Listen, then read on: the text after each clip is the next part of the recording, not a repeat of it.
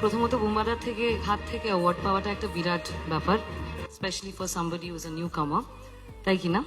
কিন্তু আমি শুনেছি তুমি শপিং করতে ভীষণ ভালোবাসো।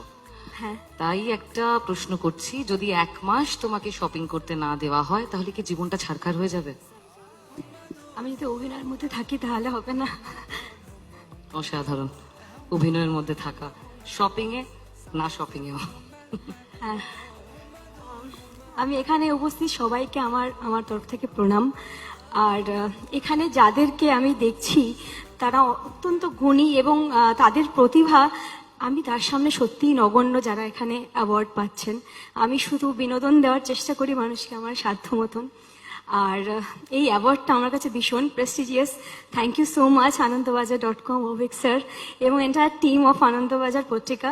আমাকে এই অ্যাওয়ার্ড, আমার গলাটা একটু শেক করছে হয়তো।